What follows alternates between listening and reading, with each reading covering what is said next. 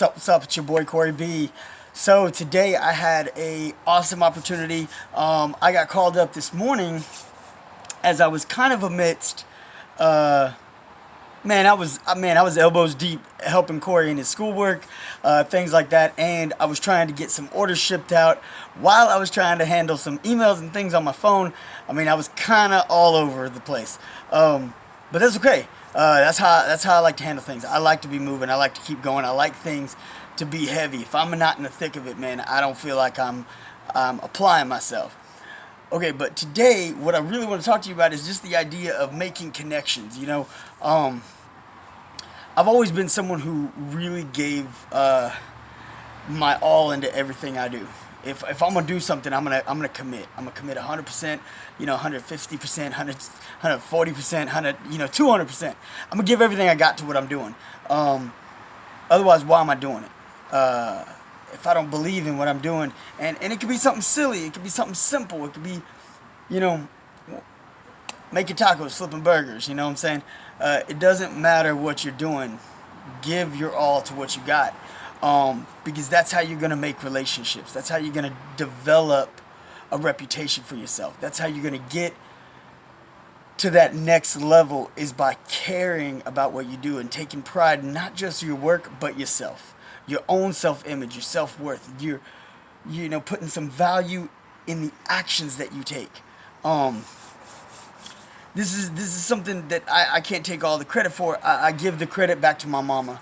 Mom taught me this since the time I was little. She told me the word "can't" was a bad word. Don't ever say you can't do something. You can do anything if you're gonna apply yourself. If you want to do it, believe you're gonna do it and get it done. She taught me that from, like I said, from the time I could talk. I was taught that the word "can't" was a bad word.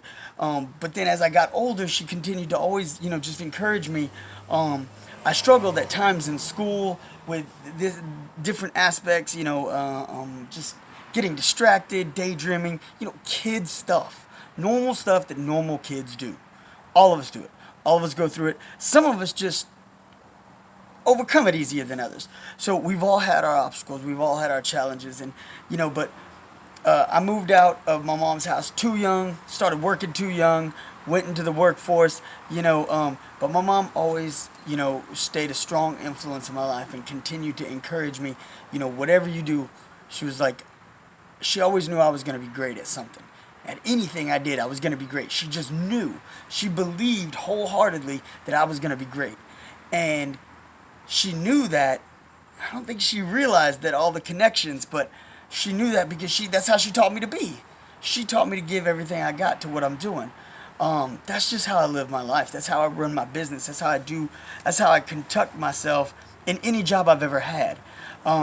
I've always made these connections with people. I've been offered jobs that are out of the realm of what I'm qualified for. But that's how I was able to learn and excel in a lot of things, because just people saw this spark, this desire to work inside of me, this desire to excel, this desire to do more than just get by, just mediocre, just enough to get my paycheck, just enough to get those marks done so I could clock out and go home. I was always wanting to do more than that, and people saw that. Like I said, I attribute that all to my mom. That's how she always was my whole life. She was always that way. My mom was never not working. Most of the time she wasn't working. She was almost working nearly my whole life, and that's just the way she was, and that's the way she taught me to be. And I want to encourage y'all to take that seriously. Like, I'm constantly on here telling y'all, develop your business, figure out your steps, figure out what it is you're trying to build, how to build it, hit your boy up, stay connected with other people. They can help you develop and grow and brand yourself, things like that. Those things are all crucial. But in the meantime, I've always been against, don't quit your 9 to 5 to get this business kicked off. Kick off your business while you're doing your 9 to 5, because your 9 to 5 is going to keep the lights on, keep paying your bills, keep your roof over your head, pay for your family, pay for your livelihood. And then, you work 9 to 5, you got this job. Then when you come home, and a lot of people in this day and age, it's not 9 to 5, but that's okay. You get the point. You work in your 8, 9, 10 hour job. You work that job. Then when you come home, you take a few hours every day, whether it's before your job if you work in the evening or the night, or it's after your job if you work in the morning or whatever. You take a few hours daily to focus on growing your business and developing something. Okay, now this is where these connections come in, because you've got to be making these connections. You've got to be giving all you've got into your business, into like I said, the things you do. As you go to your 9 to 5, work, hustle hard, like give it. When you're there, you're there. You're not sitting here at your business, at your job, daydreaming about your business when you get home, because that's going to make you less effective, less vital of an employee, and you're not going to get as good of a job done. That's going to matter, because those people are going to see it. Those people that you're working with are going to see it, and there may be a day that you may need a hand, that you may need to be lifted up a little bit. You need to be, and it's not about like doing things good so that way you can use people. It's about lifting each other up. Because you do a good job, people are going to see you as an asset, as a benefit to them, and they can benefit you as you can benefit them. I got called up today, like I said, I was in the thick of it with Corey, trying to get things done, trying to do get my orders out for the day and things like that, and then I got a call, and it's like from one of the most incredible dudes I've ever worked for in my life, and he was like, "Hey Corey, what you doing?" I was like, "Man, you know me, I'm working." And he was like, "I know you are." He was like, "So how about this?" He was like, "Do you think you might have an hour? An hour? Just come, do something for me real quick. It's kind of, it was a landscaping thing." He was like, "You come help me out for an hour. I'm gonna hook you up. I'm gonna take care of you. It'll be cool." But what the thing is, and I didn't even question. I absolutely said yes, because first of all, it's not far. Secondly, even if it was far, this is an hour. This is an hour for a man who's done a lot for me.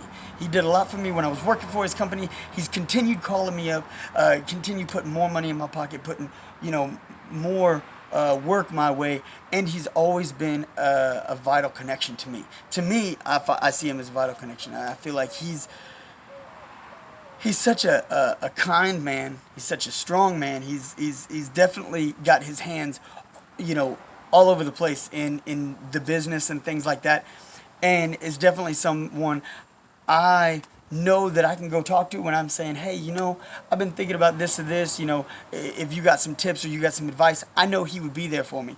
Not only that, but like I said, it's always good to have that kind of word of mouth. Like he's going to tell, he's recommended me for other work before. In the last 2 years, I can't even count off the top of my head how many times this man has called me up and said, "Hey, I got some work for you. You want to, make some quick cash? Hey, I got some work for you. Hey, this and this. You want to help me out? Like, let's help each other out."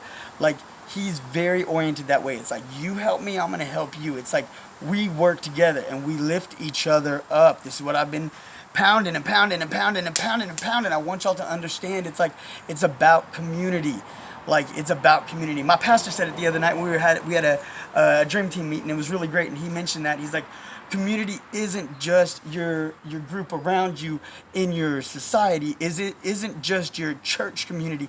There's a community in every aspect of your life. There's a family community. There is a business community. There is a social community. There are communities. There are multiple levels of communities in your life, and if you're not building these communities, if you're not actually engaging and interacting and developing these communities, then you're not being an effective part of that community. And so that's what I see it. I see it as, this is a person, not only do I respect him on a business level, I have the utmost respect for this man on a business level, but in a personal level, this is a man that I care about. I do. I know he cares about me. He's been there for me many times. He's been there for me, for my family, when I lost my mom, when I had my son, when I had little Colton. He had my back. This is a guy that, like I said, I got a lot of love for, I got a lot of respect for, and when you have the opportunity to make those connections are going to benefit and change your life. So, I want y'all to just marinate on that a little bit and just think about that. If you're already developing, growing your business, don't burn bridges. Like, develop relationships. People do you wrong, figure out how to work it out and fix it. If people do you right, make sure you're doing them right. Make sure it's not one-sided. And if you're working a 9 to 5 right now, whether you're in an office building, you're sweeping floors, or you're flipping burgers, or whatever you're doing, man, respect the people you work with, respect the job you're doing, and give all you've got to it. Got nothing but love and respect for all of y'all. It's your boy Corey B. Make sure and hit that like button. Give your boy some love, you know what I'm saying. And go ahead and subscribe, ding the bell. You don't want to miss what I got coming for you. Alright, till next time, I'm out. Later.